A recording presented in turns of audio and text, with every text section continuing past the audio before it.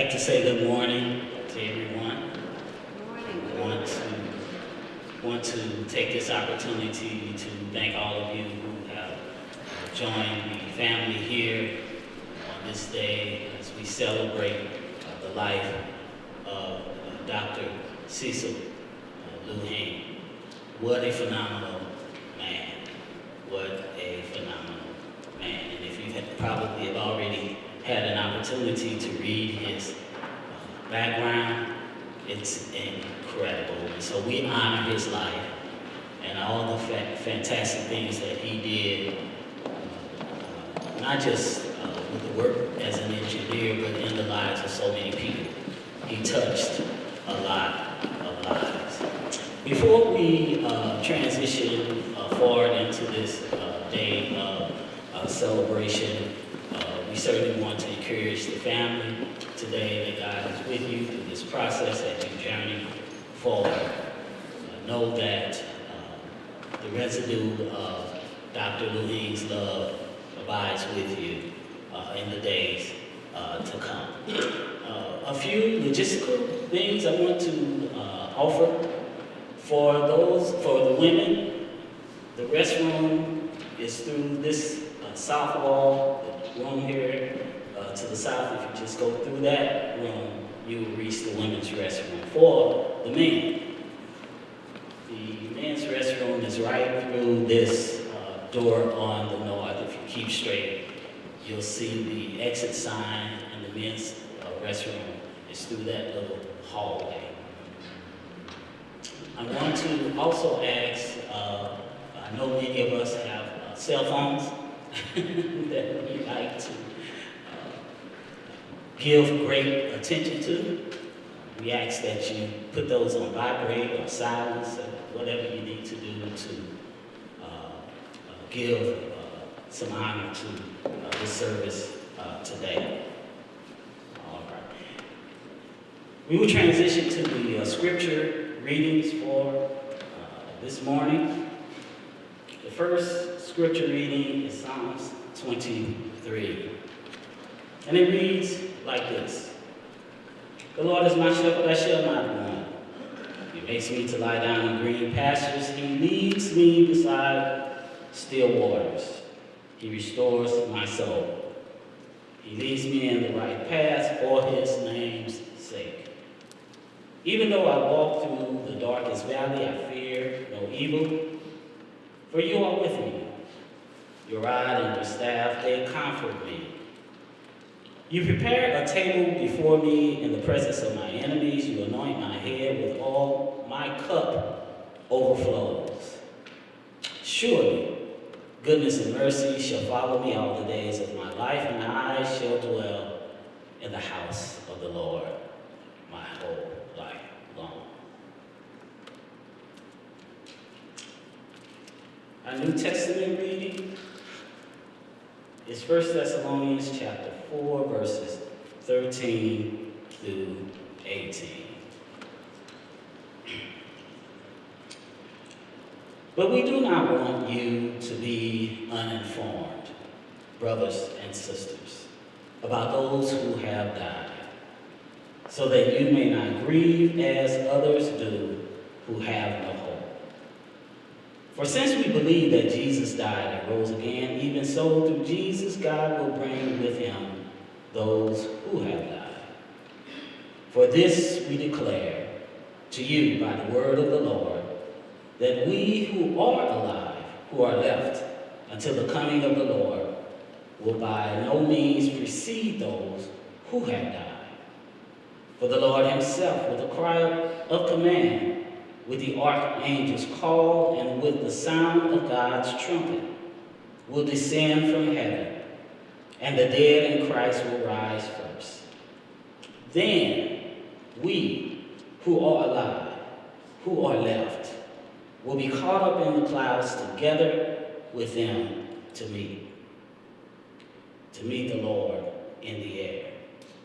And so we will be with the Lord forever. Therefore, encourage one another with these words.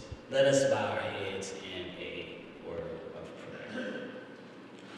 O great and awesome Creator come before you today in a posture of celebration. We come to celebrate the life of Dr. Cecil Lue-Hing.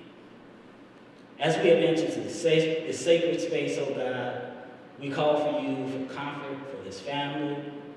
We ask that you lift up their heads. Remove any weight that they may feel at this moment. Calm their grief. We also ask, oh God, that you will give them peace in the days to come. Put smiles and joy in their heart and in their laughter. Let them know that Dr. Lue-Hing is well. We thank you. We bless you. In Jesus' name we pray. Amen. We will now have the opening hymn, Abide With Me. And following that hymn, we will have remarks. Cecil, the engineer, by Cecil Lue-Hing and Stephen Winningham, which will also be followed by the next hymn, The Old Rugged Cross.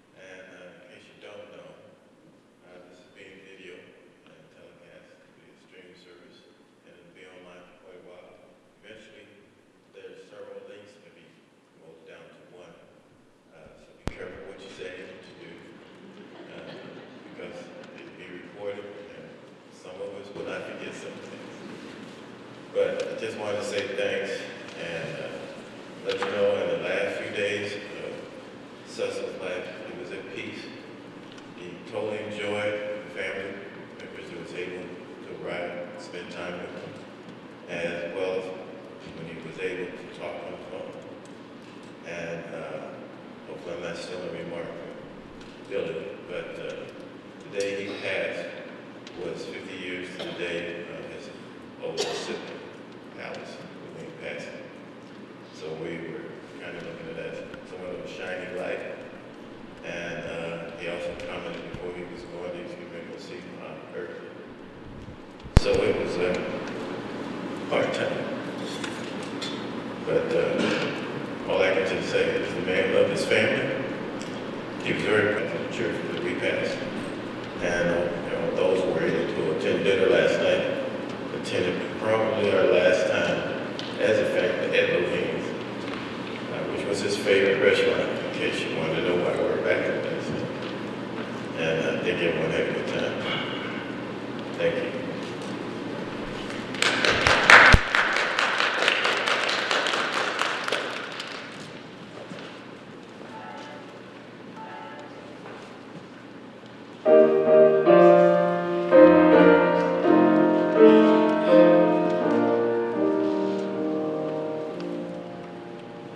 Good morning, everyone.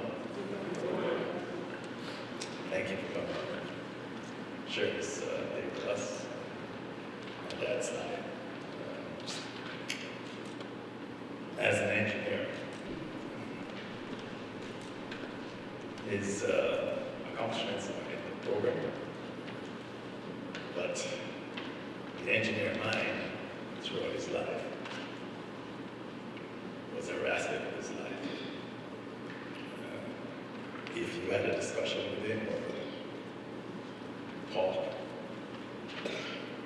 he said, okay, what are our options? So the engineer mind kicks in. And he said, in everything we do is really 3 options. And he go through all of them with his engineering mind. And very meticulous, very organized.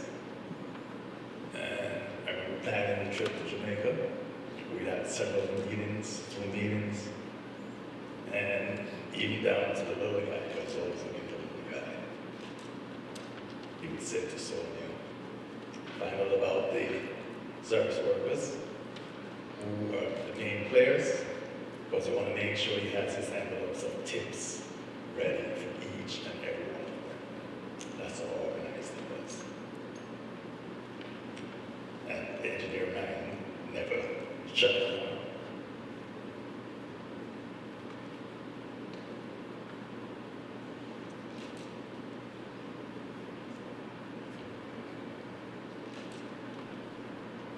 An incredible mind.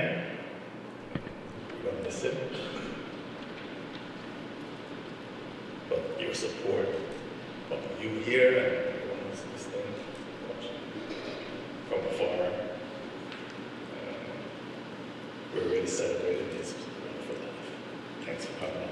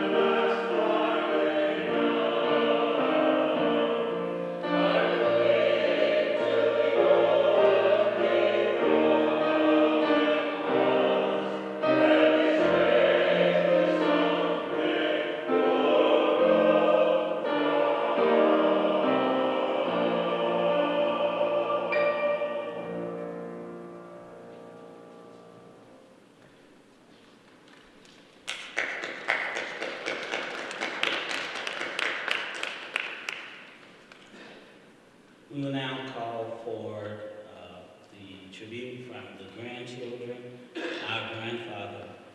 That will be followed by a hymn, It Is Well With My Soul, and then a remembrance from Miss Sonia Winter.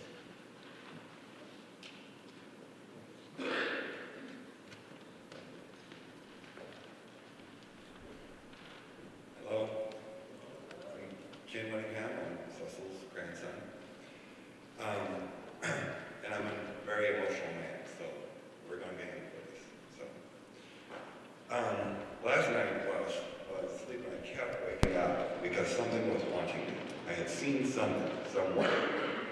So I woke up and I did a Google search and I found it. That in September of this last year, people swam in the Chicago River for the first time in a century.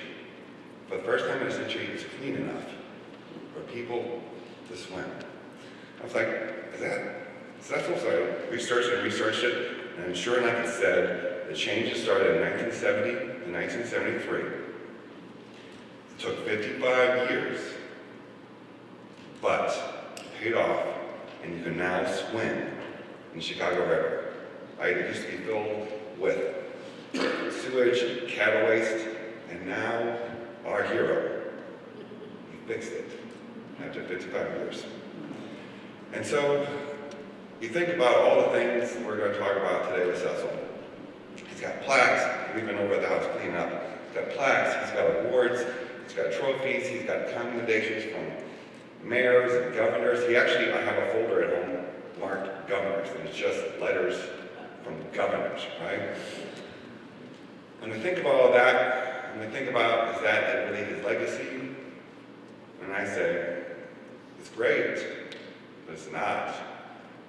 Last night when we were all together, and today when we're all together, I hate funerals. And what I wanted was this never to end. I want to see all of you, be close to all. So Cecil's legacy is not that he was the super engineer, which he was, but it was that he was the glue. He was an engineering glue. The glue that held all these people here together. Right? He has buildings with his name. He has endowments, and the world will say that makes him live forever, makes him immortal. But that's not his legacy. His legacy is everybody right here. And he'd be so happy to see us. Thank you very much.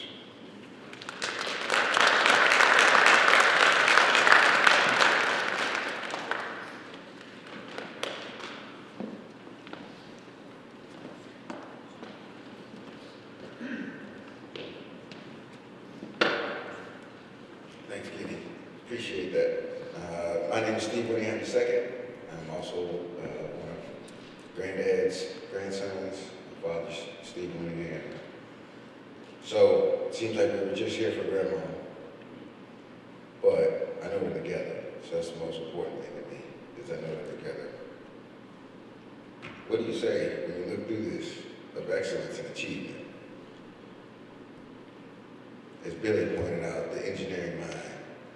For years and years, I was considered, I guess, the wild one of the family after taking after my father.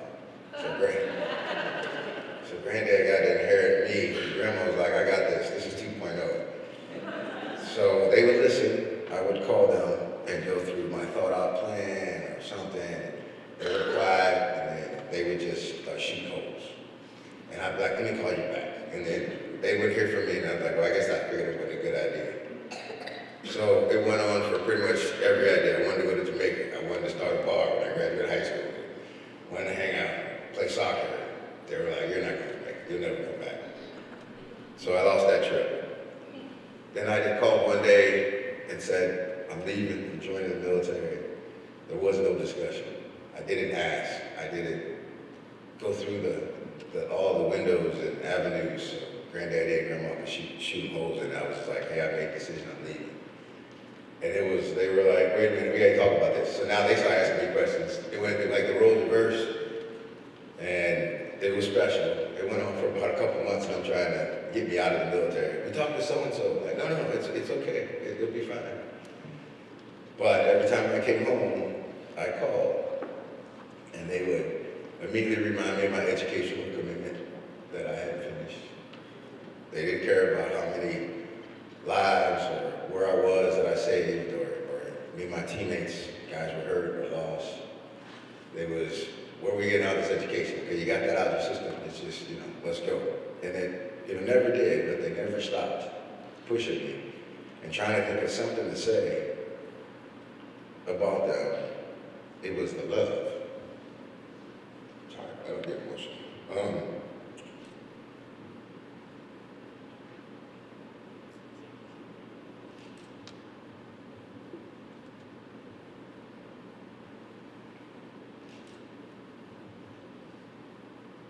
There's a photo at my wedding of the two of them dancing, and the look on grandfather's face as he's looking at grandma.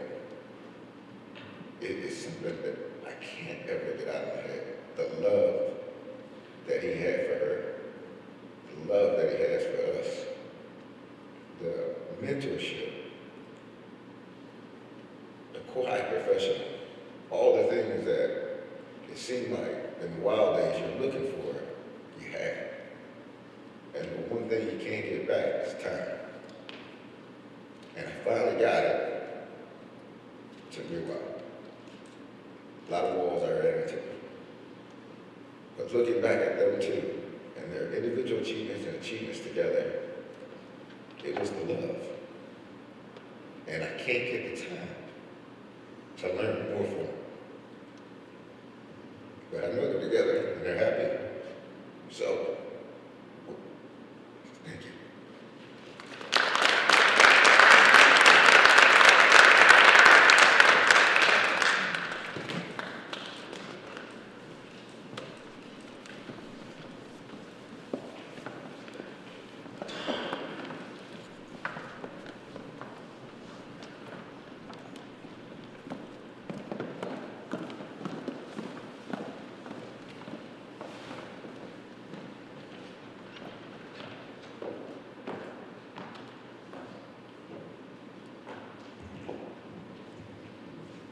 Good morning, everybody.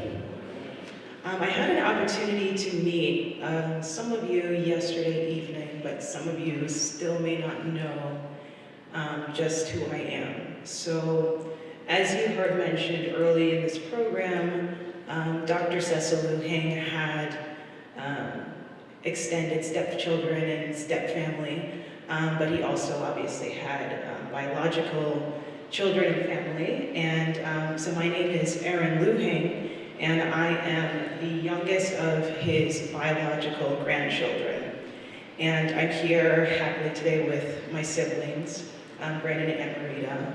I'm the daughter of the person you know as Billy, which still sounds strange to me because I never grew up knowing him as Billy. He was always kind of Cecil Jr. And I'm so happy to see my Uncle Bobby here, who's his other biological son. And it's unfortunate that funerals are one of those things that brings people together along with weddings, etc. But I am happy to finally be able to be all together and to be in a room where all of us are able to see each other. I hope that moving forward it's under better circumstances, but I'm still happy to see and meet everybody. So I thought really hard and long about what I would say today, because I agreed with my dad that I would be a part of the program if I was able to be a part of the program. Because, unfortunately, I didn't get to know my grandfather as much as I would have liked to have throughout my life. One of my earliest, I kind of don't really remember it, but my family always talks about it, where one of the earliest encounters I had with my grandfather was when I was about 4 or 5 years old, and he had a celebration celebrating his accomplishments as a civil engineer. And we went out to this big dinner, similar to a restaurant like Lulu's, where they had one of those giant Lazy Susans. And in the beginning of the service, the waiters came around to pass out hot towels. And apparently I put my bare foot right up on the table and began wiping my toes. And my dad was so mad. He was fuming, from what I'm told. But my grandfather thought it was the funniest thing ever. And he said, no, just let her keep doing it. And he just was so tickled by it. And I think that part of that, when I talk about it with my dad, is that he appreciated people that had sort of that rebel spirit, because he had a little bit of that in him too. And he was said, no, let her do it. The next memory I have with him strongly was when I was about 9 years old, where my sister and I went to spend about a week with him when he was still living in Chicago with him and Bertha. And it was such a fun week. He brought us to work with him, where he got to show us his office in Chicago. And I remember they used to have company cars, and all of them looked the same. And I remember he drove my sister and I to his company, showed us around, and I remember distinctly getting back into the wrong car. And it was one of his colleagues' car, and I was like, where's my stuff? This doesn't look familiar, but we laugh about it, or eventually I did find the right car. And, unfortunately, the next time that I remember seeing him was when I was about 28, and that was at his brother Albert's funeral. And that was the first time that he was seeing me as an adult.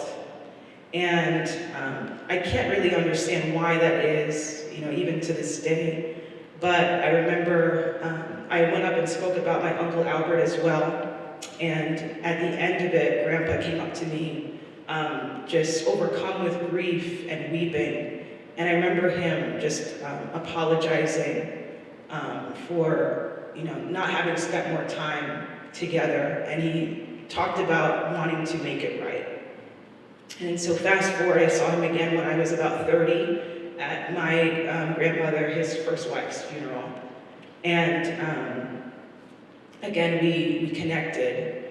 But it wasn't until fairly recently, and I now know that it was because he learned about last year that his kidneys were failing, but he didn't want us to know about it. And so he began planning for this birthday party in Jamaica, and wanted us to be a part of it. And we had so looked forward to it, and unfortunately Hurricane Melissa had other plans, and it wasn't able to happen. And so instead he came to my brother's house for the first time to spend Thanksgiving with us, and it's something that I cherish because it was the first holiday that I've spent with him. And we celebrated his belated 95th birthday at that point. And he was so overcome with joy being able to spend that time with us. And it meant something to me. And he also sent me some of his books that he had written or that meant a lot to him. And I have them in my bookshelf, and I cherish them. And I began to wonder, why is he giving away his stuff? It's just, it's not really sounding right. And he also shared with me what he called his favorite Jim Crow letter, which is, and some of you are nodding, you know about this letter, where he originally applied to what was then called Alabama Polytechnic Institute, but is today now known as Auburn University in Alabama, where they accepted him for his master's degree way back in 1955. But they said, please understand that as a condition of accepting this acceptance, you must certify that you are of full Chinese extraction, and we don't allow Negroes in this college. And knowing him, he promptly turned that down. And that's how he ended up at Marquette University instead, and then went on to Washington University, etc. And it was so empowering for my sister and I to receive that letter, because again, it shows the journey. And even though in some ways he was imperfect, it still laid the foundation of that sacrifice that he made in helping come to, getting us to the United States and setting that foundation. And so when he finally became sick and ended up in the hospital last month, we came to see him about 2 days after he went in because we didn't know what was going to happen, and that was the first time we realized what the stakes were. And he was so shocked to see us and wasn't sure if that bridge would be gapped and that we would come. I could see it on his face because apparently my dad kept it a surprise from him that we were coming. And he was so overjoyed, and at one point, he called my sister and I over to his bedside, and he began to cry. And he expressed regret that the birthday party didn't happen. And he expressed regret that he wasn't going to be able to go on that trip that he wanted to go on with my dad to help build that bridge again. But if anybody knows anything about Jamaican culture, it's that we never say sorry explicitly. But I knew that him calling my sister and I over to his bedside was to express, in part, remorse. And even though, again, I don't know him as you all may know him, but I'm incredibly grateful that he was still able to build that bridge at the end. I still have his books on my shelf as one of my most prized possessions. And I appreciate that he still made that effort at the very end. 95 years is a really long life. It's a really long time to be on this earth. And even if you make certain efforts at the very end, I hope that he knows that, if he is listening and if his spirit is out there somewhere, that he knows, at least for me, that it mattered and that it counted. And I'm incredibly grateful for him doing that because, again, it is very difficult and very big of him to do in our culture. And I'm grateful for the tenacity that I inherited from him, the appreciation for education, and the sacrifices that he did make to help us be where we are today, because none of us would be obviously here without that. So I just wanted to say, Grandpa, I appreciate it, and it did matter, and it did count. And I hope that wherever you are, you're resting well. You're resting well with Bertha, and then you're resting well knowing that we have love in our heart for you. Thank you.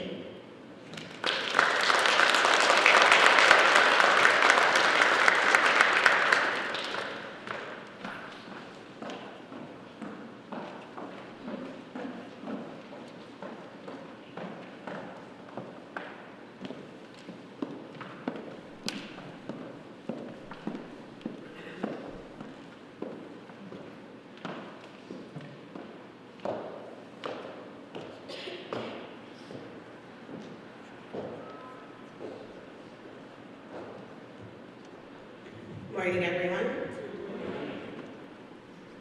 When I was asked to speak, anyone who knows me, especially my dark family, I was like, Lord, I'm gonna cry. I'm very emotional. I'm the biggest crybaby. I don't do well with funerals or family events, but I promised my dad that I would definitely come up. If you also know me, you know that I am someone who speaks from a place of candor and truth. And the truth is that I didn't really have much to say about Grandpa when I thought about it originally, because my interactions with him have been very limited. My father's parents is a very unique relationship that we had with them. And my grandmother, Dorothy, Dr. Lue-Hing's first wife, I'm sorry for those who may not know me, I am married to Lue-Hing, as Erin introduced us earlier. I'm Cecil's second child. But when my grandmother passed away, the sense of grief that I felt was a mixture of hurt and to be really truthful, anger.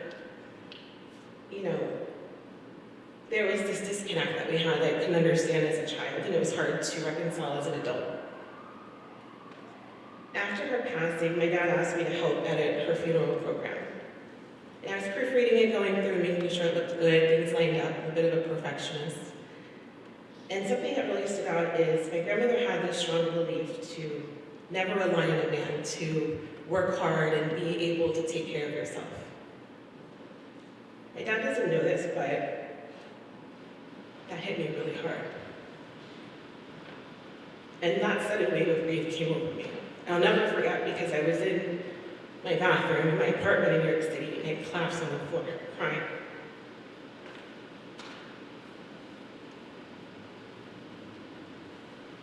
Remember I told you I was emotional? This phrase was something my father had said to me my entire life. It was a sentiment that I grew up with. It was so instilled in me, and I had no idea it came from her. No idea. And it's an odd sentiment to come from a father, to come from a man. Like, don't rely on a man. What? And so I lived my life in such a way where I knew education was important. I lived it in such a way where I knew I had to be fiercely independent.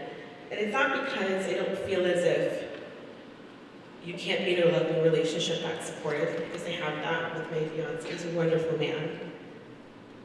But I was really determined to be a smart, educated, determined to ensure that I myself could always take care of myself and my family, my partner, and not feel like I was stranded or restrained.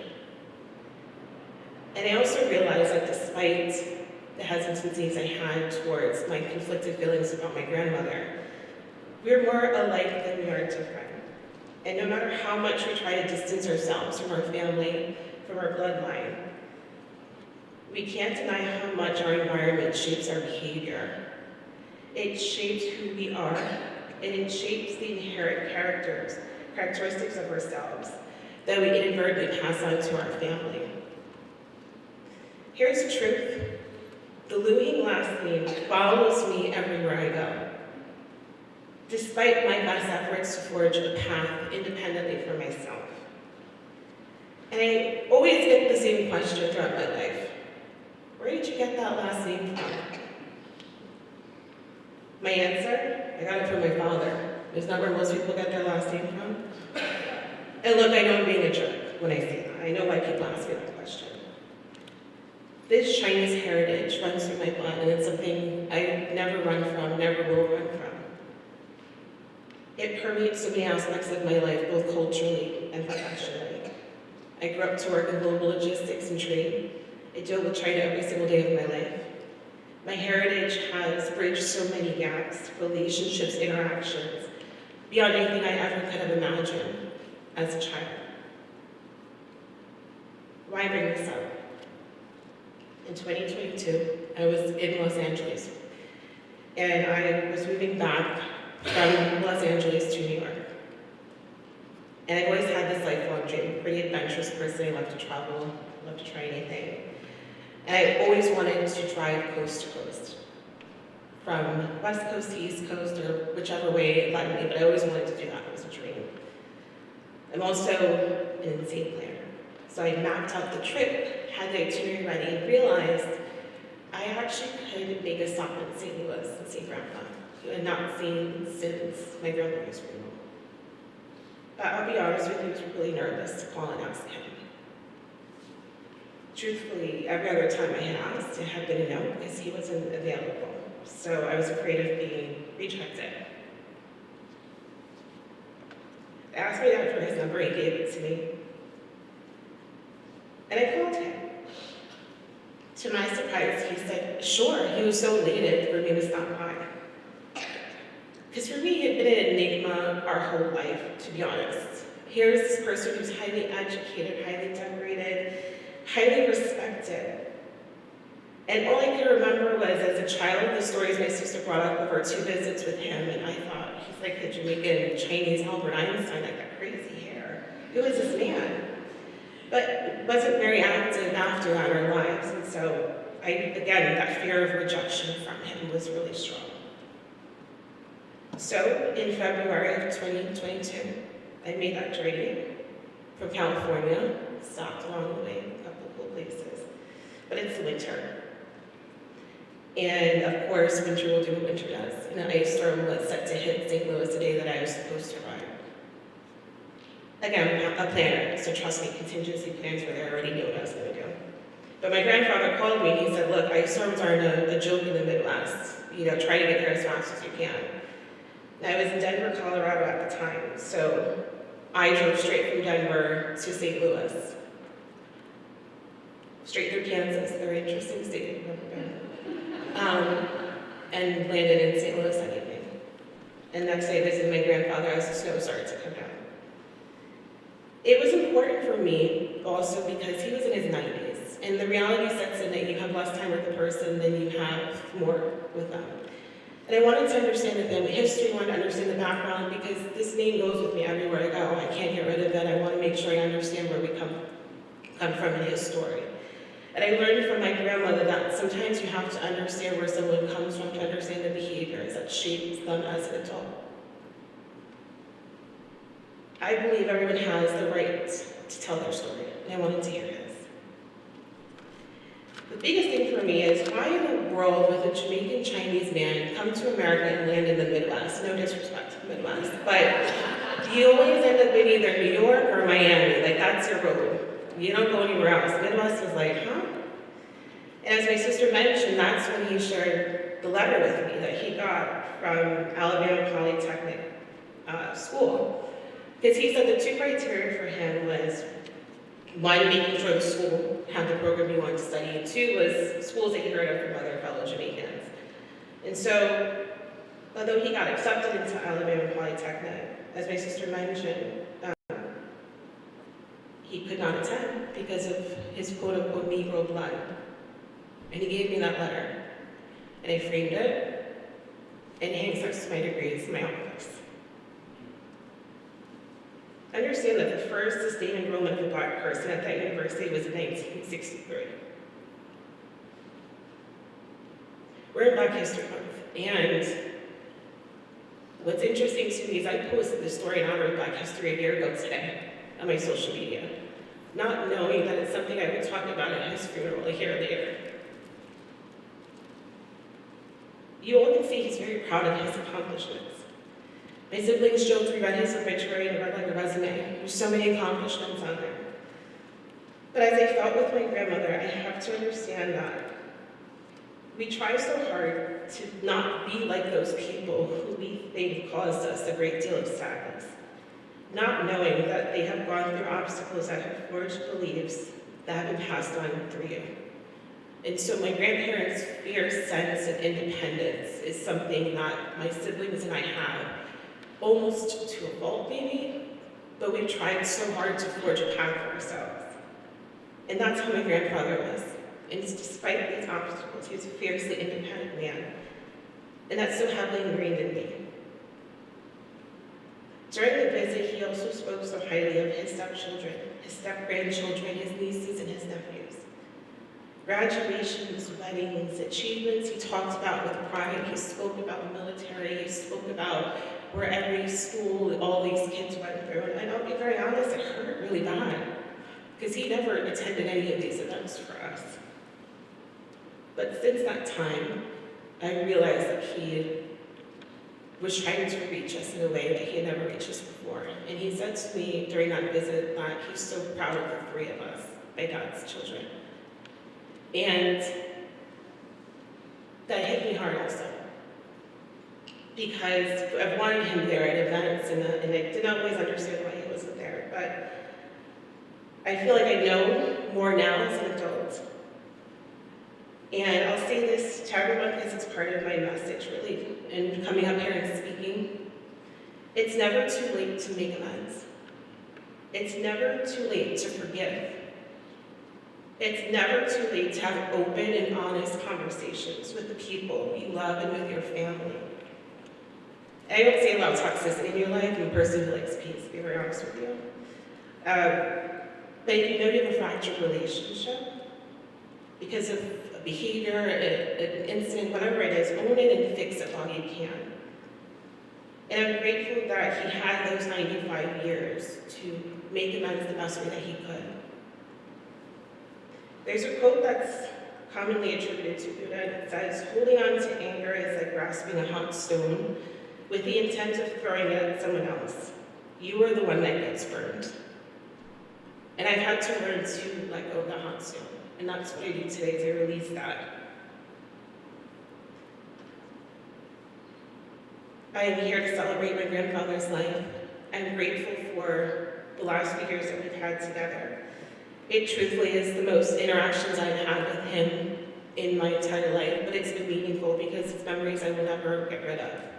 Every time I work from home, I look up at my office at his letter and think that this is a man who, despite obstacles of the time, has made it very, very far. Rest in peace, Grandpa. We will miss you. And I'm so glad that we had the opportunity to spend these last few minutes with you. Thank you.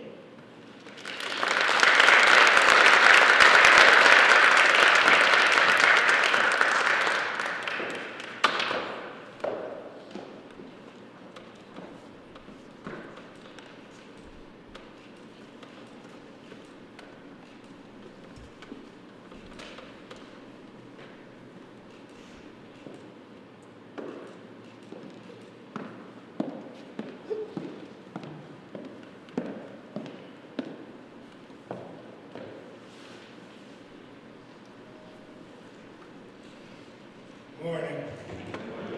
My name is Robert Lue-Hing. I'm his son. The second one, the so-called bad one. I actually didn't grow up with him. He left us at a young age, came to America to seek a better life during a time when racism was rampant. Like my niece said, the Jim Crow laws. If you're not white, you ain't right. Black stay back, whoever in between, be careful. But having seen what he has achieved on paper, make me proud of him. Okay. Even though I really didn't know him that well. Each time I attempted to call him, he would say, "The only time you call me is when you need money." You know, so we got that straight now. So besides that, I got a chance to see him, by the grace of God, this Thanksgiving, this past Thanksgiving. And it was a wonderful experience to see him at that time.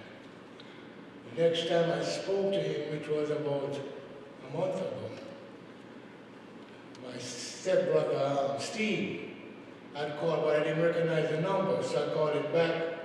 And Steve answered, and I said, "Who is," and he told me who his name was, and then he said, I said, "Is this your number?" He said, "No, it's your father." I said, "My father?"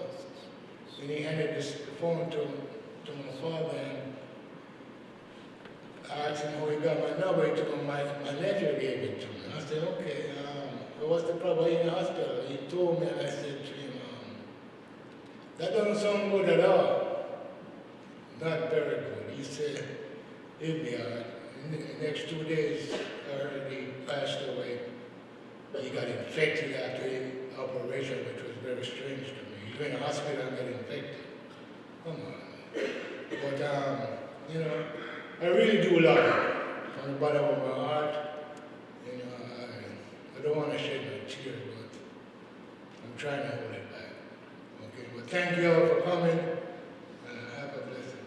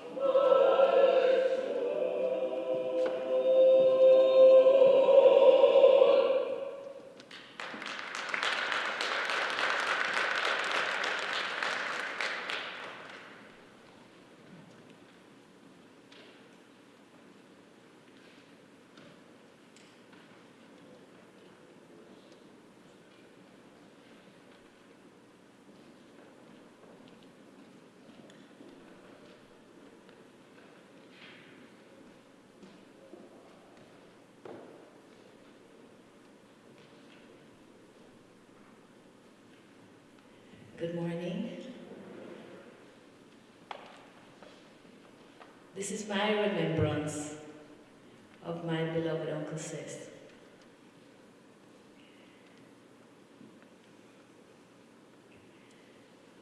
Fixity of purpose is a phrase that was made popular in Jamaica by Norman Washington Manley. He's a national hero of Jamaica, and he used it frequently in speeches during the 1940s and 60s. It's a phrase that has become closely associated with political philosophy in Jamaica. And it's associated with the idea that Jamaica's progress required clarity of vision, disciplined effort, an unwavering commitment to national goals. For me, that phrase embodies my Uncle Cecil. Once he set an objective, he pursued it with clarity of vision, disciplined effort, and unwavering commitment. Which, by the way, he's also always applied with the systematic precision of an engineer. Hardship was his and has been a significant part of his story, but it never deterred him. It only clarified his resolve. January 22nd is the day my uncle first most palpably stepped into my life. And coincidentally, January 22nd was also the day he said a tender farewell and closed his earthly eyes for the last time. January 22nd, 1976, I was 10 years old.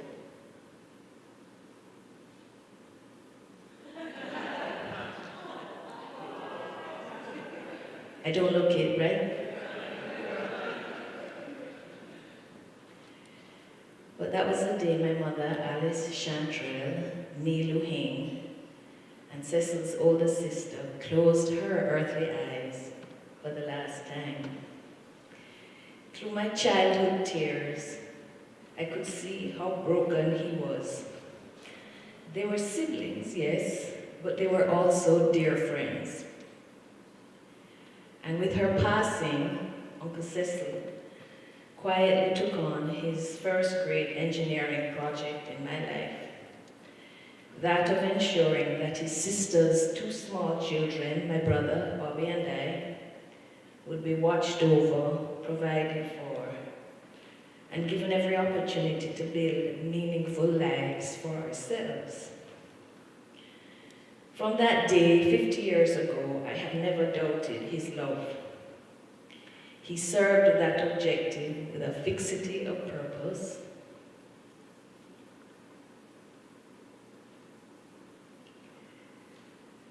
so much of who I am arises from his presence in my life and from the example he set of what it means to be committed to a goal.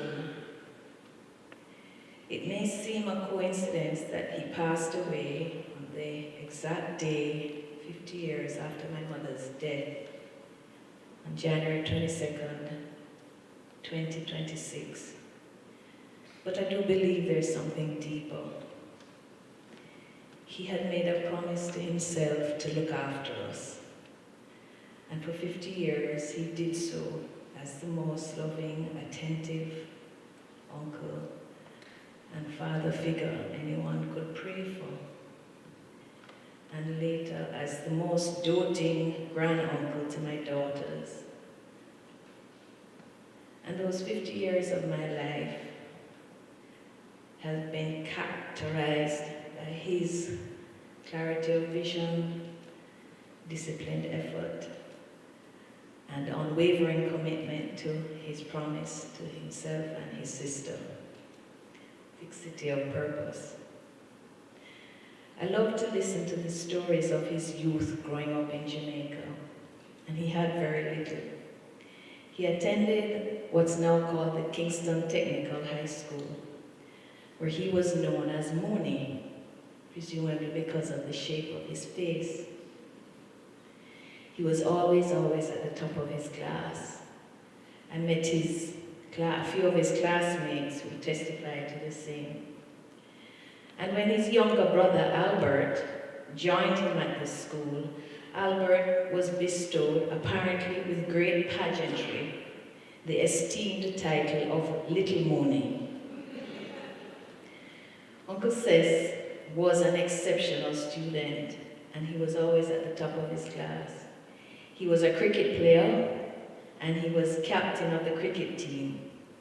He was brilliant academically, and he was disciplined beyond his years. But as the name of the school suggests, the primary focus of the Kingston Technical School was providing its graduates with technical and vocational skills development.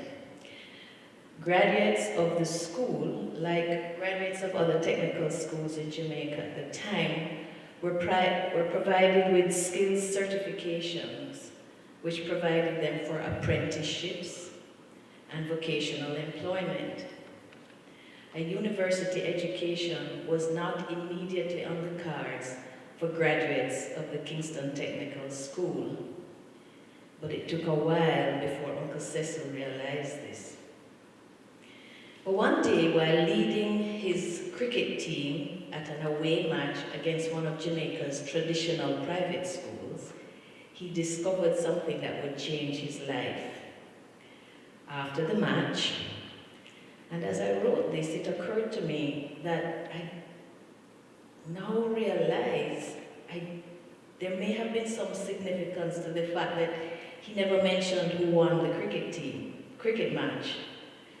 But perhaps the less said about that, the better. But on that day, I know he did win a most valuable piece of information, one that would affect the trajectory of his life. As it was at that cricket match that the members of the opposing team, it became clear to him that the members of the opposing team were being prepared for the Cambridge Higher School certificate examinations. And that was the gold standard of matriculation into university for citizens in the British colonies. The other boys on the other team were being prepared for university, and it hit Uncle Cecil like a rock. If university was in his dream, he was on the outside track. So he returned to Kingston Technical that day and gathered a small group of 5 of the strongest performers in his class. And exercising some nepotism, he drafted his younger brother Albert into the crew. And together, they lobbied the school's administration to allow them to prepare for these Cambridge Senior High School examinations. That took clarity of vision, disciplined effort, and unwavering commitment, fixity of purpose. And his efforts paid off. He was successful. As for 2 years, this small group of students, they were assigned one teacher, and they were allowed to study for this exam. And Uncle Cecil, his little brother, and 5 of their friends graduated from a technical school as holders of the Cambridge Higher School certificate, and they were university ready. Clarity of vision, disciplined effort, unwavering commitment, fixity of purpose. There remained one small matter though, that of paying for the university education. But Shakespeare did say, "There's a tide in the affairs of men, which, taken at the flood, leads on to fortune." And speaking of tides, the year was 1948, and there was a wonderful tide that washed the British colonies that very year of his graduation. The establishment of the University of the West Indies. His first job was that of a lab technician in the anatomy department of the newly formed medical school of the university. He wasn't a student, but he was one step closer to his dream. He worked hard and he planned with granular precision. When he had finally, after a few years, he had finally amassed enough funds for a passage to the United States. And so he began applying to universities. And in February, he received his first ray of hope, and it came from Alabama Polytechnic. May I read the first and last paragraphs of that infamous letter to you? Thank you. And I'm going to quote. It says, "Dear Mr. Lue-Hing, we have received your letter of January 7th, 1955, with your educational credentials attached. We wish to advise that on the basis of your training at the Kingston Technical School and your Cambridge matriculation certificate, you are now eligible for admission to the civil engineering curriculum of this institution. To aid you in securing your travel papers, we are attaching here to a certificate of administration for the first quarter beginning September 18th, 1955, end quote. I'm quite moved as I try to imagine how elated my uncle must have been reading those words until he read the last paragraph of the same letter. And again, I quote, "In approving your admission, we're assuming that you're a Jamaican of 100% Chinese extraction. This institution does not admit Negroes. We are glad to know of your interest in coming to this institution to study engineering, and we look forward to having you as a student. Sincerely yours, Charles E. Edwards." Well, Mr. Charles E.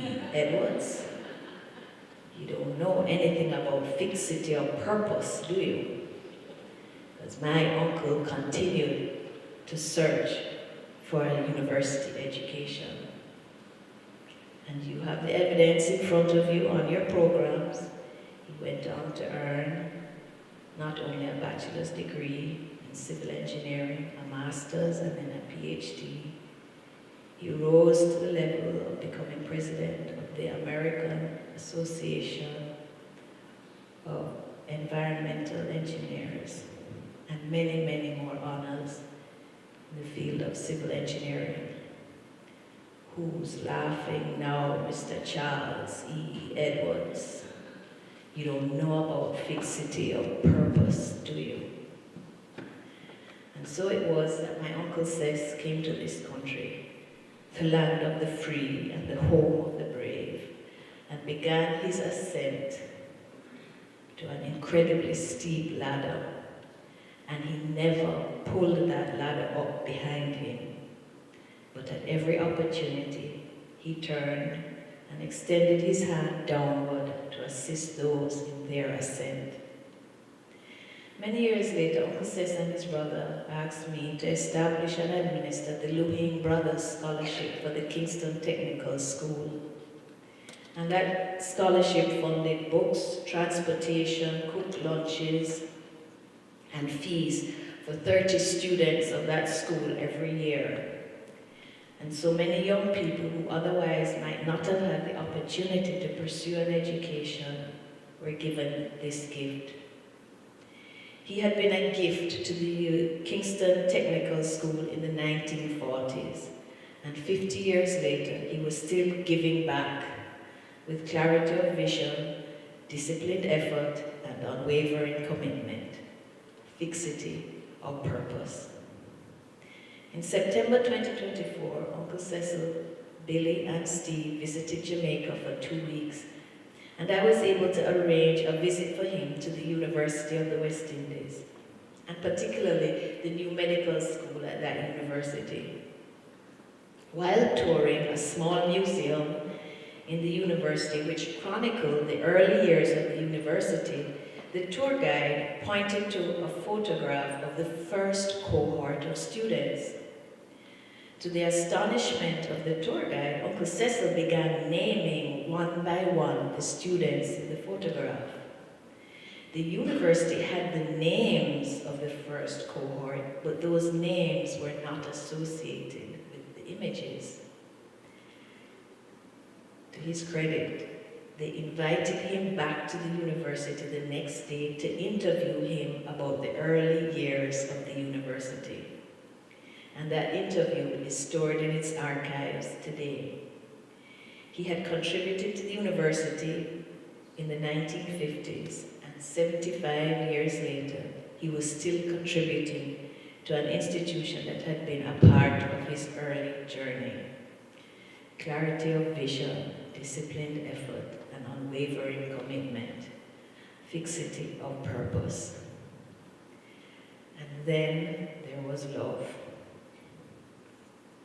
Something that won't leave my memory is what I have come to name the Villamara ritual. When Aunt Bertha moved into Villamara in 2019, Uncle Cecil founded and established the Villamara 1 p.m. ritual.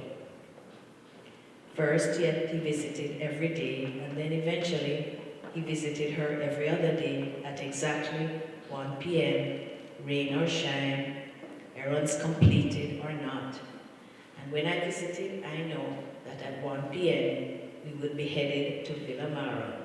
Rain or shine, shopping done, that's where we would be at 1 p.m. And he would feed Aunt Bertha, sit with her, and listen to their favorite music of Ella and Sashmo. And he put her to bed at about 6:30 and headed home at 7 p.m. And whenever I visited, I know at 1 p.m. all roads lead to Villamara, with clarity of vision, disciplined effort, and unwavering commitment, fixity of purpose.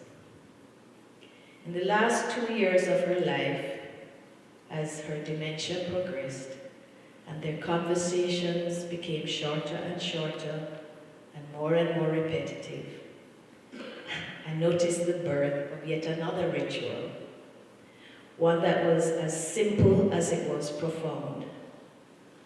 In this ritual, there would be long stretches of silence, which were eventually broken when she would say, allow me to do my best Aunt Bertha imitation. She would say, hey, you know what? And he would say, what? And she would say, I think I love you. And he would say, you think you love me? And she would laugh and say, oh, you are something. And there would be 40 minutes of silence. And it would be eventually broken when she would say, hey, you know what? And he would respond, what? And she would say, I think I love you. And he would say, you think you love me? And she would laugh and say, oh, you are something. And thus it was every 40 minutes, every visit, every other day, until she passed. His clarity of vision, disciplined effort, and unwavering commitment to the promise he made, fixity of purpose. Last year, I convinced my uncle to celebrate his 95th birthday by throwing a huge party in the parish of St. Elizabeth in Jamaica. And as you've heard, Melissa ruined our plans. You'll have a copy of the program for you to look at.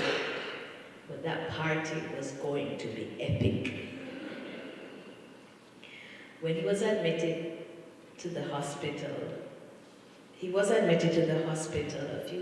day that we left, my husband and I visited him for New Year's Eve, and he was admitted to hospital the day we left. I was able to return to be with him for a few days before he died. And in those final days, what seemed to concern him the most was whether the many endowments that he had established were properly settled and secure. Even at the end, he was tending to the details with clarity of vision, disciplined effort, and unwavering commitment, fixity of purpose. In my last visit with him, one morning, a few days before he passed, the doctor was concerned about his nutrition. And he whispered to me, he said, "If I don't get my nutrition up, you are gonna need to plan me a super service," he said. "Use Aunt Bertha's program and just switch the names and the dates around." And so I said to him, "You always focus on the details and on the plans, don't you?" And he smiled and said, "It's the engineer in me."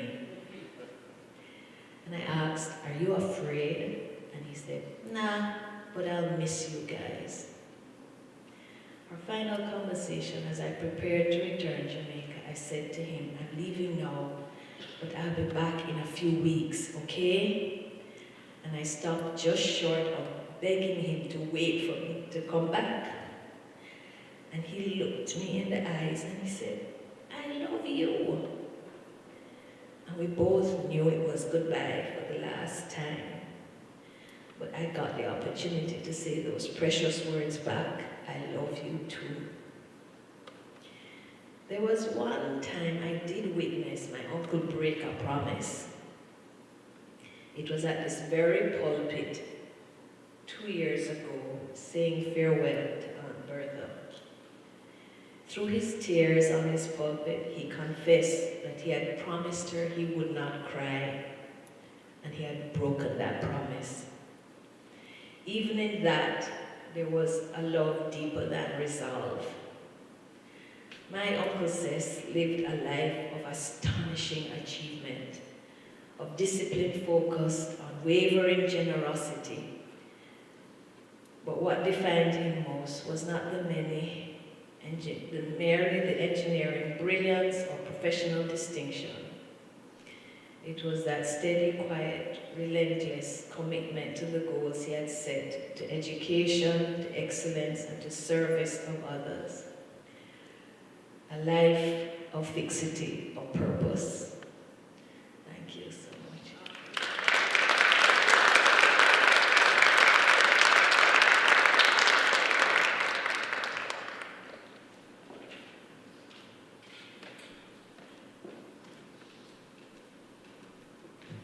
We will now have the reading of the condolences. Just be aware in this moment, due to our time restrictions, we have to leave here and be at the cemetery by 11:30 or sometime thereafter. I'm only going to read one resolution that comes from the Metropolitan Water Reclamation District of Greater Chicago. And after that reading, we will have the song "Trouble of the World" by Jessica Winningham, and then the eulogy by Cecil Lue-Hing. Metropolitan Water Reclamation District of Greater Chicago Memorial Resolution, sponsored by the Board of Commissioners, celebrating the life of Dr. Cecil Lue-Hing. Whereas Dr. Cecil Lue-Hing, one of the most admired and influential engineers of his generation, passed away January 22nd, 2026 at the age of 95.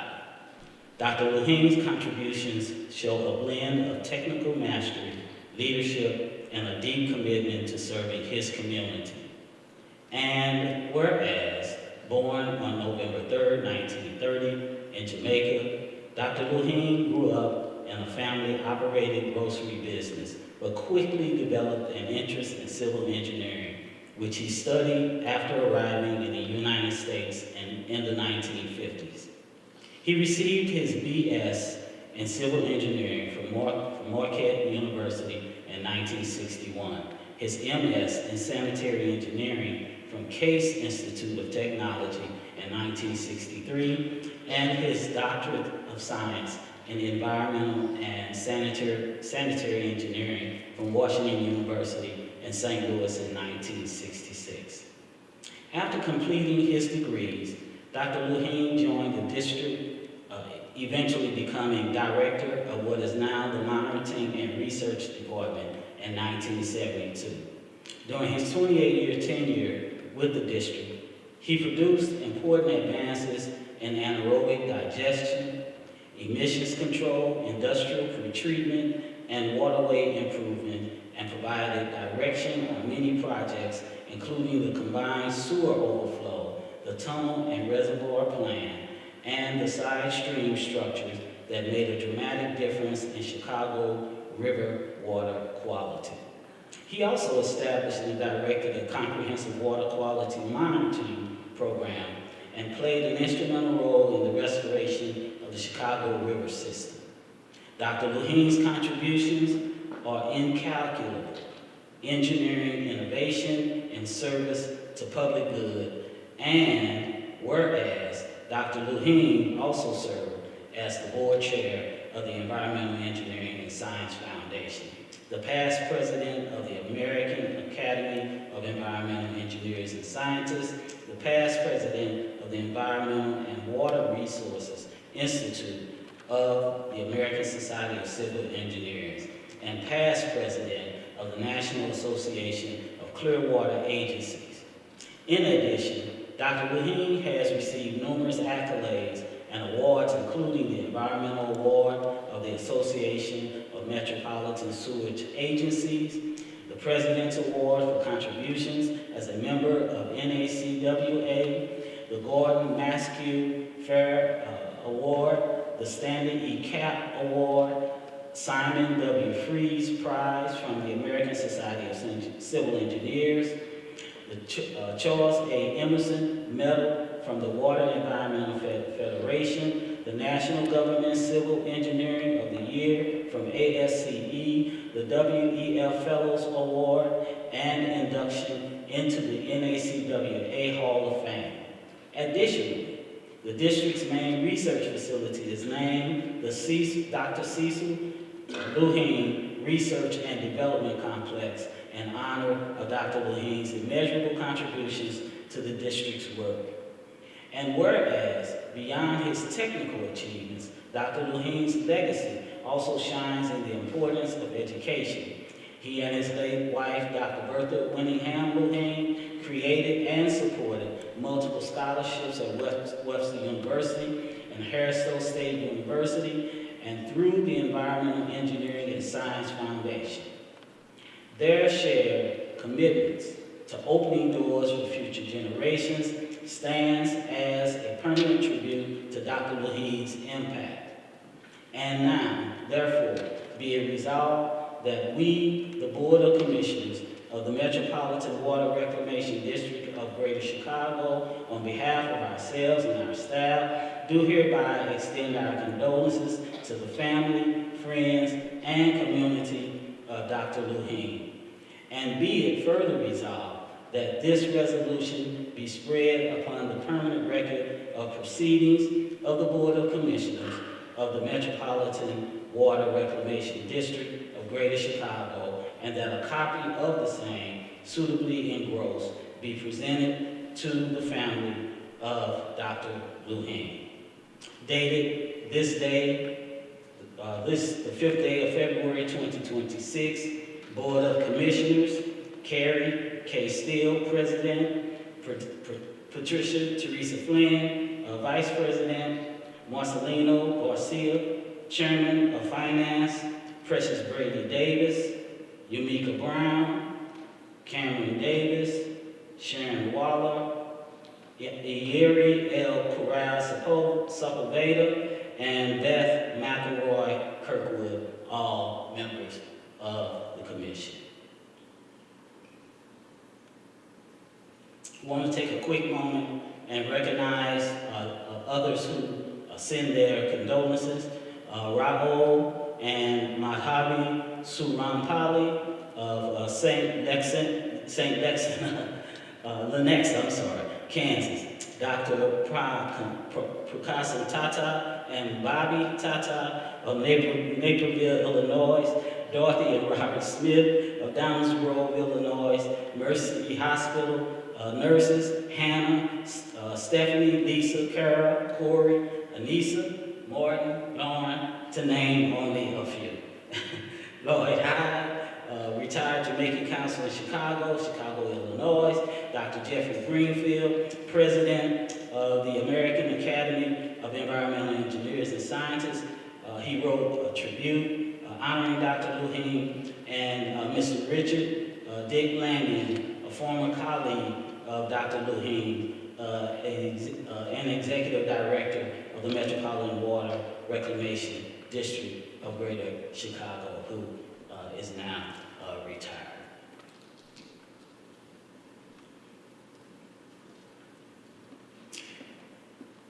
We extend a heartfelt welcome to each of you who have journeyed near and far as we gather to celebrate the life of Dr. Cecil Lue-Hing. Cecil went to be with our Lord on January 22nd, 2026 in St. Louis, Missouri. This celebration is not only a tribute to his years of wisdom and dedication, but also a reflection of the countless lives he has touched along the way. As family and friends and colleagues, we come together to honor his lifetime of service, scholarship, and leadership. May our fellowship be filled with laughter, cherished stories, and memories that will continue to inspire generations. Your friendship, love, and support have enriched his life beyond measure and filled these years with meaning and joy. As we turn each page, we celebrate the many seasons of his life filled with love. We are eternally grateful for the example he has set and the foundation he has built, one we will carry forward with pride, with appreciation, the Lue-Hing and Winningham families.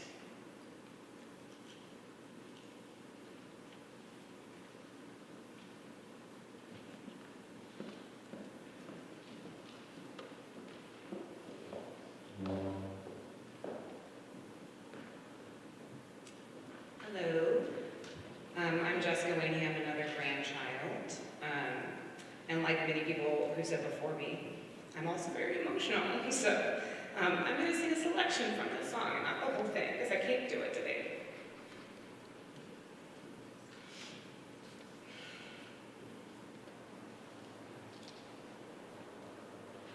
Soon it will be done. Trouble of the world, trouble of the world, trouble of the world. Soon it will be done. Trouble of the world, going home.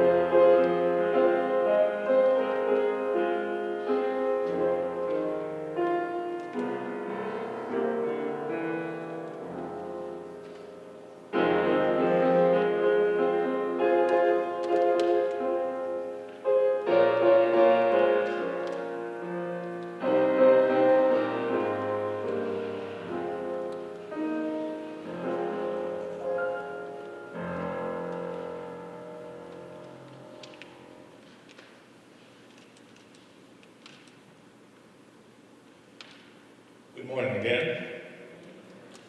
Family, friends, associates, and those who are unable to be with us but are watching via Zoom services. My name is Cecil Lue-Hing. You are the Cecil, the one with the middle initial B. I won't tell you what it is, let's say boy. The Yardi accent, and son of Dr. Cecil. I promise to make this as brief as possible and try not to make too much of a fool of myself. I would like to take this opportunity to thank each and every one of you within the village community, that was dads, for your continued support during this time of grief, celebration, and into the future.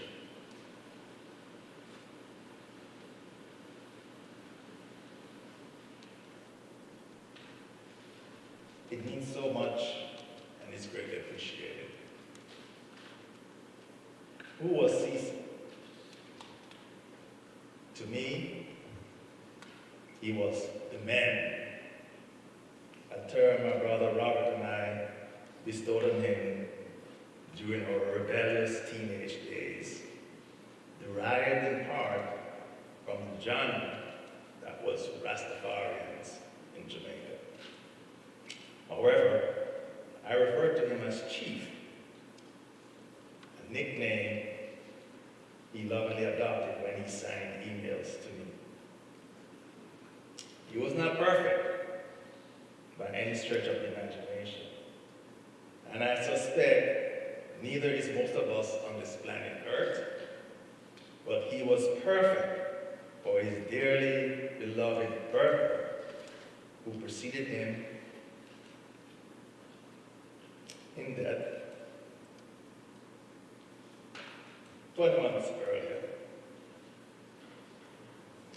One of his last remarks in the hospital, days before his transition, he shared that she was waiting for him. Indeed, they are reunited in eternal bliss.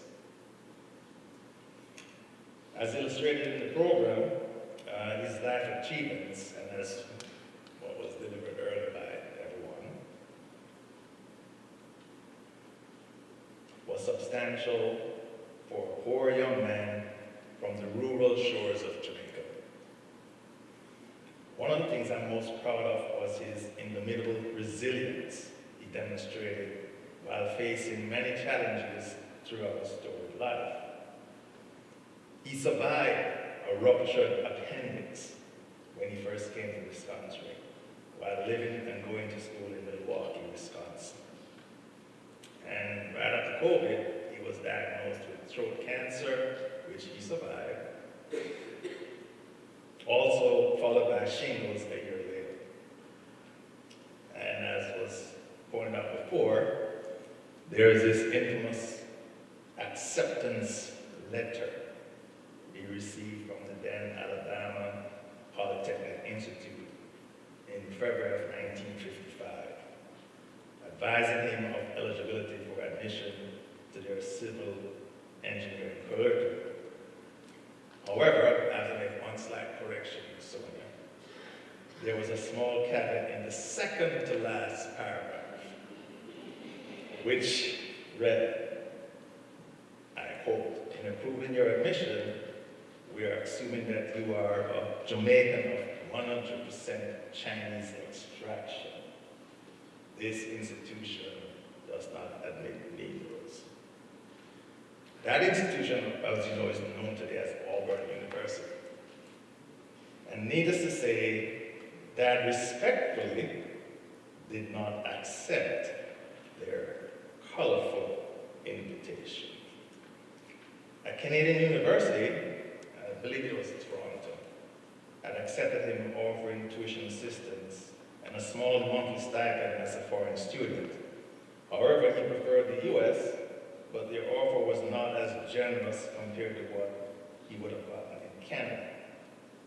He needed a job, and his professor worked with him to make sure he was enrolled with at least one credit course he could afford. I believe it was a gym or something similar to that, to satisfy his foreign student visa status.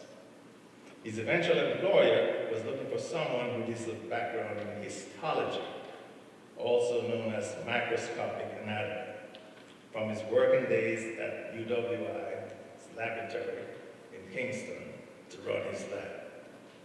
This employer worked around Dad's schedule and gave him a key to the lab to facilitate working on Saturdays. When he graduated from Marquette University with his bachelor's degree, after 6 years of working full-time and going to school full-time, he practically received no meaningful job offers, unlike his classmates at the time. Instead of feeling dejected or unappreciated, he vowed that he would eliminate the powers that be, their excuses for not hiring him. He traveled to Cleveland, Ohio, enrolled at Case Western Reserve University, and graduated 2 years later with his master's degree. After earning his PhD 3 years later, in 1966 from Washington University right here in St. Louis, he was sending a challenge to prospective employers that they could no longer say he was not qualified. They could tell him that he had no working experience, but he shared with me he was willing to work for free, maybe about 3 years, to eliminate that last hurdle.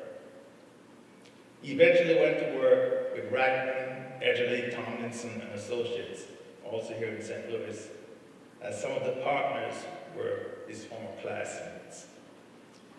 Failure was never an option for him.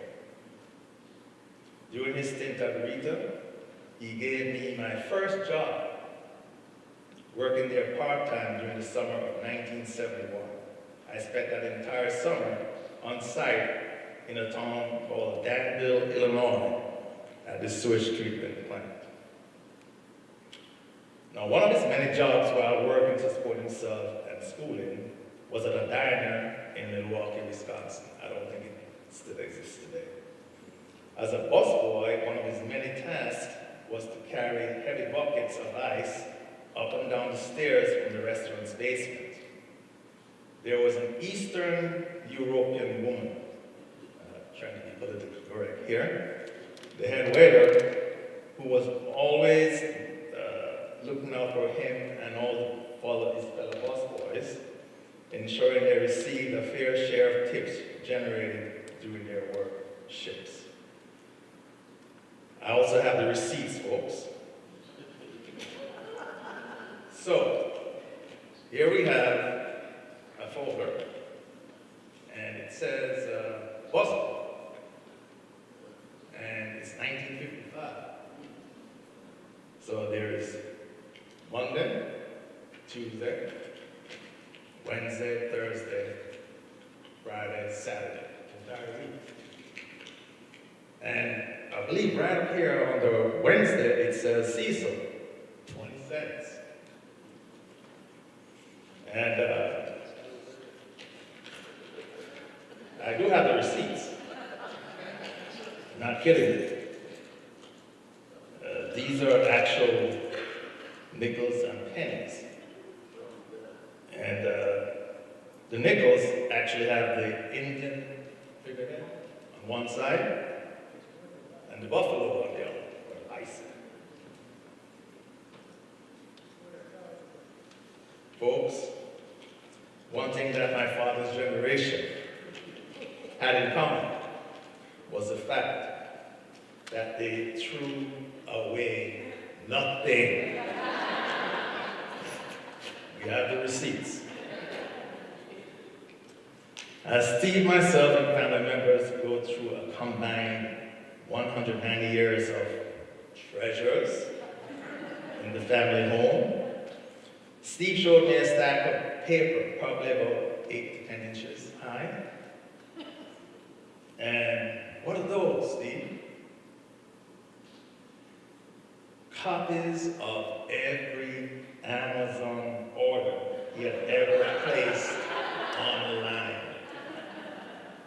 Who does that? Only the generation born in the late 1920s and 1930s, or early 1930s. And we call them the Depression babies.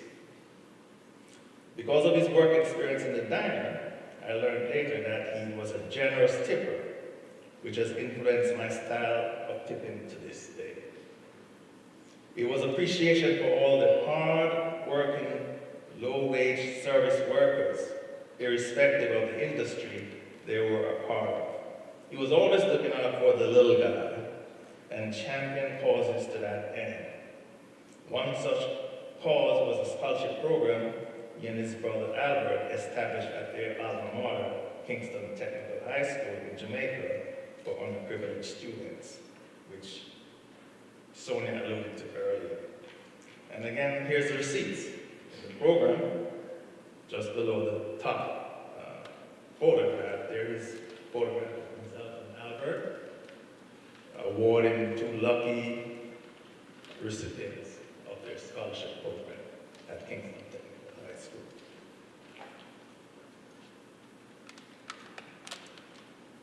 As said earlier, Chief was somewhat of a rebel spirit. One summer while visiting in Chicago with my children, he took us to a Chinese restaurant, of course, for dinner. When seated, we were provided with hot towels to wipe our hands. However, one of my kids, we won't mention names, right, Erin? Decided it was appropriate to wipe another body part other than hands. So this grandchild proceeded to place a bare foot on the table and began wiping said foot. Now, I did not notice immediately, but Chief had this huge smile on his face, and I followed his eyes to my utter embarrassment. I was about to chastise this child, but he held up his arm and quietly said, "Leave the child in peace." OMG. Growing up in Jamaica, my brother and I did not see much of Chief, but I remember the times when he did visit during his school breaks in the late 1950s. He would take us to visit with his mother, my grandmother. At the time, she lived near the seashore of Kingston Harbor in an area we called Greenwich Farms, where she raised goats and cows on the property. Our cousin Gail, who at that time also lived with my grandmother, was the grandchild in charge of selling the goats' milk at the market, part of the income to sustain the family. My nostrils have not forgotten the smell of the natural aromas and or flavors associated with those farm animals to this day. I once asked my father if he was to relive his life, what, if anything, would he have done different? He replied, there is not much he would have done differently. He was a man of purpose, humility, and great organizational skills. He was also blessed with good genes, and when asked what was the secret for longevity, he shared that there was no secret but for what our parents bestowed on us. It was fun to travel with him the last 2 years of his life. There were times when strangers approached us in airports and asked if we were brothers. Seriously? I could not even get him to cut his damn. Sometimes in church I don't know what I say or do. Please forgive me. I could not get him to cut his hair away from the so-called Einstein or Morgan Freeman look. And each time I mentioned it, he always replied, "It ain't bothering me." Okay. As a stoic professional, I had this vision of Chief being conservative in all aspects of his life. I mean, he and his siblings abhorred any form of gambling, and he was very conservative with finances and investments. However, I was not aware of his political never discussed politics prior to the election of the 43rd president. That first conversation about politics, I innocently asked him, who was he voting for when 43 was running for his second term? I never forgot his response, because he replied in true Lue-Hing flavor, anybody but Bush. Oops, there goes my preconceived vision of his political persuasion. I don't consider myself, I'm going to be closing now, folks, because we have pressed for time, myself a very religious person.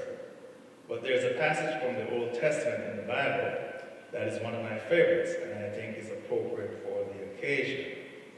It's taken from the book of Ecclesiastes, and I'm quoting from the Amplified Version of the Bible. Remember earnestly also your Creator, that you are not your own, but His property now.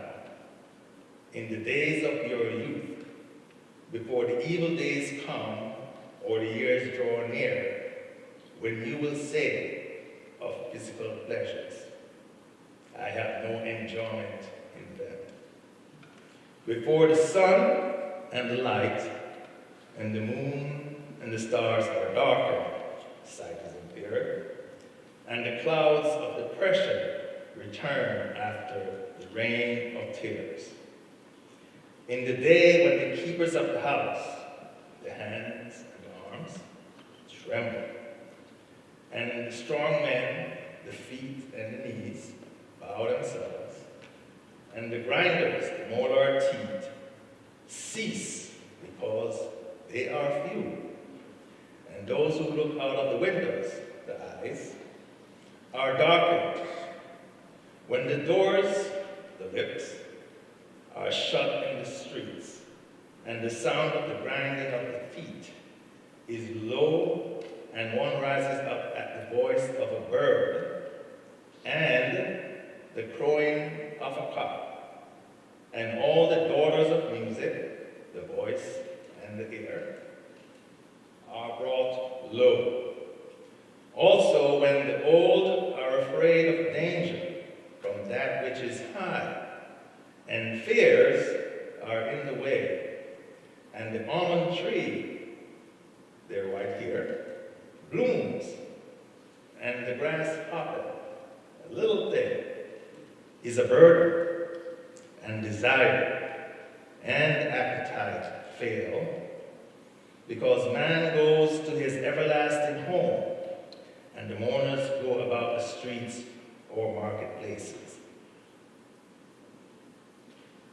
Remember your Creator earnestly now, before the silver cord of life is snapped apart, or the golden bowl is broken, or the pitcher is broken at the fountain, or the wheel broken at the cistern, and the entire circulatory system of blood ceases to function.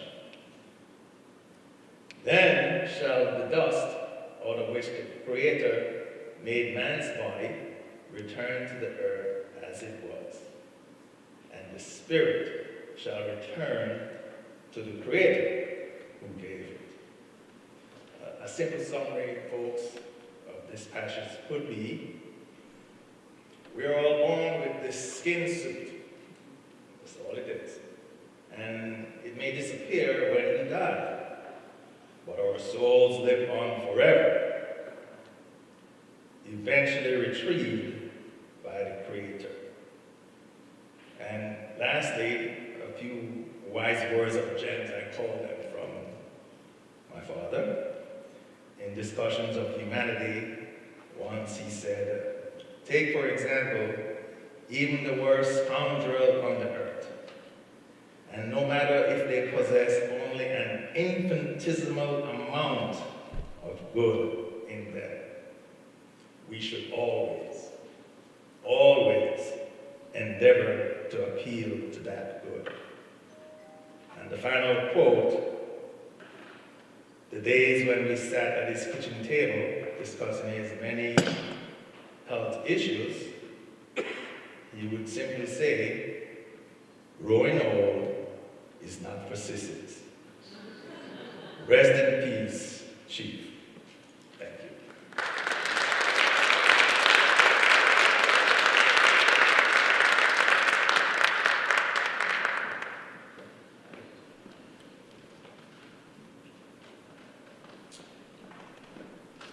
At this time, we will do the closing prayer at the close of the interment.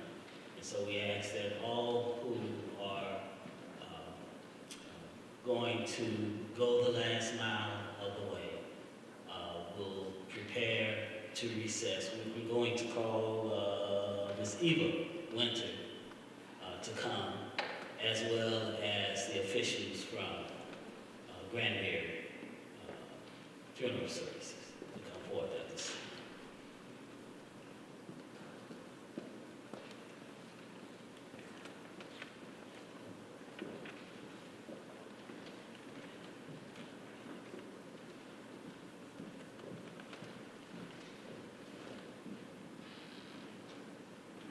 Hi everybody. As Reverend said, I am Eva Winter. This is my sister, Emma Winter. We are two of the 5 grandchildren of Alice Lue-Hing, Uncle Cecil's older sister. If you look in your program, some of you might know this song we are about to sing. We're going to start us off. And then as I point to you, I invite all of you to join us. Thank you.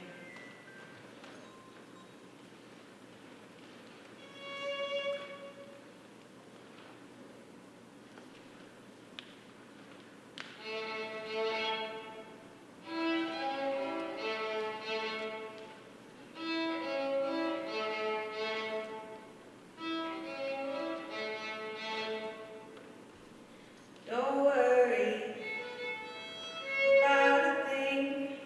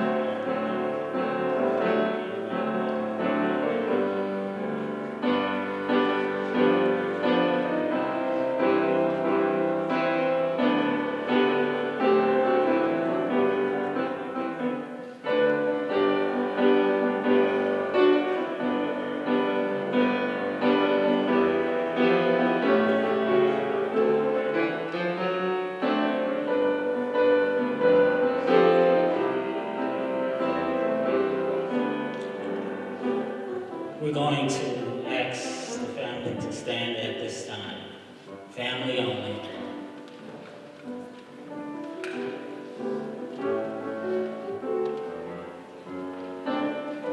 We're going to recess out to the foyer.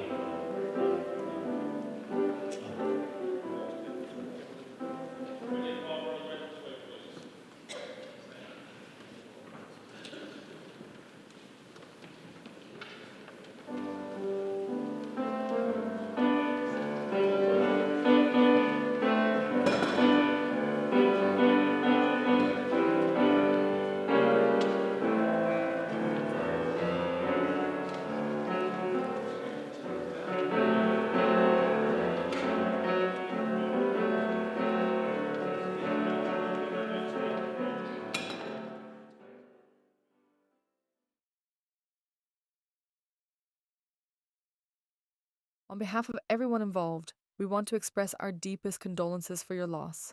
Thank you for allowing us to be a part of this meaningful service through the live stream. We hope it provided some comfort to you and those who could not attend in person. If you would like additional media such as flash drives or DVDs of the service, please don't hesitate to contact us at 314-285-4737. We are here to assist in any way we can during this difficult time.